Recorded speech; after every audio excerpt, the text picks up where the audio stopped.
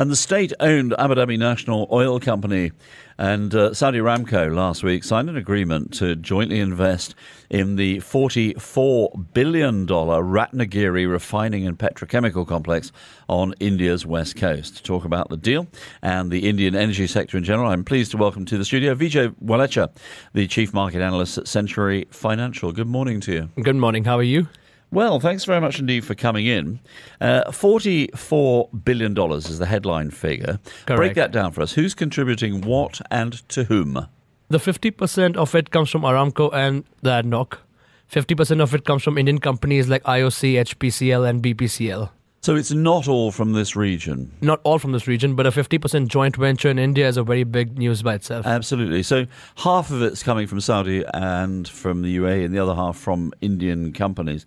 Who actually gets the cash? Well, I hope I do, but the reality is the cash is going to be reinvested for more petroleum refineries all over India. But who is the recipient of it? Is it an oil company? Is it the refinery people? Who's actually getting this big investment? It's the refineries who get the investment. Is it going to be done in cash or in kind? It's going to be done in cash.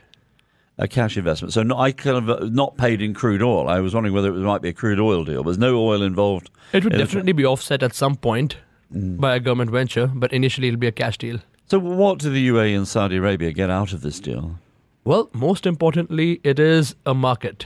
So India is the third largest importer of crude oil, which is expected to become the largest importer of crude oil by 2035.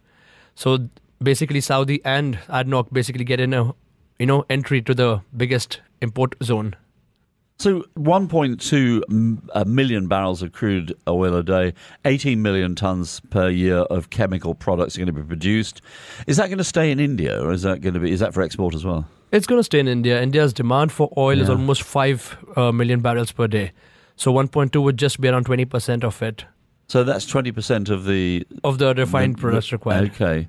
I mean, in February, ADNOC awarded the Mumbai-based Larsen and Toubro a contract worth about 1.25 billion dirhams to develop the onshore Haliba asset in Abu Dhabi. I mean, how big a footprint do Indian oil companies have globally?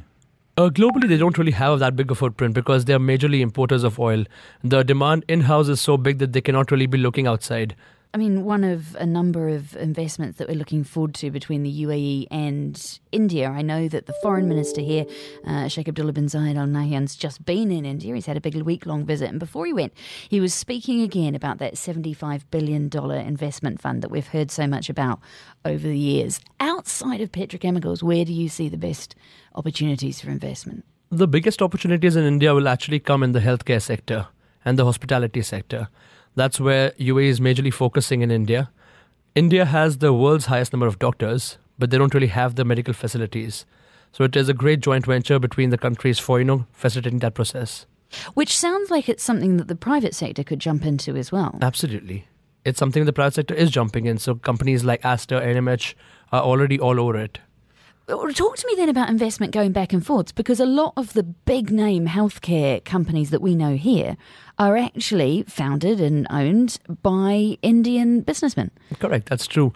So that's the main reason that India is actually looking at UAE for, the healthcare sector improvement. Why hasn't it already been done then? Why are these guys, and the answer I suspect is probably very obvious, I can think of it, but I don't want to be the one to say it. Why are they looking here rather than at home?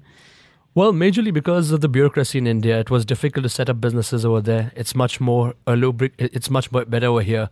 So once they have an established base here and the new government coming in India, they really believe that India is a place to actually park their funds now.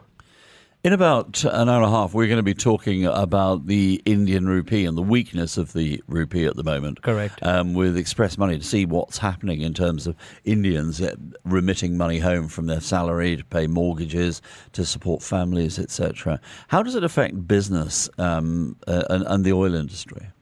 It does not really affect the oil industry as such. It does affect India's economy because inflation really goes up when crude oil really prices move up. So crude prices moving up is always bad for the currency. As about the expatriate remitting money, it's about a 13.6 billion going out from just UAE alone. That's a big number. Where are you expecting the rupee to go? Well, we are still looking at some weakness in the Indian rupee, and it's actually a good thing for the Indian export zone.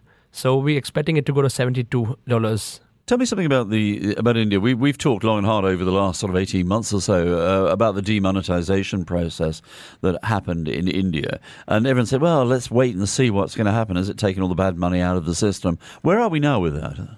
I think it's time to still wait and see. Is it really? You're not sure that it's improved the economy?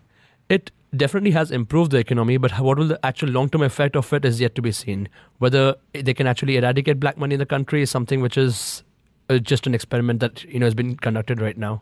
Well, listen, thanks so much for coming to talk to us, Vijay Valecha, Chief Market Analyst at Century Financial. Thank you very much.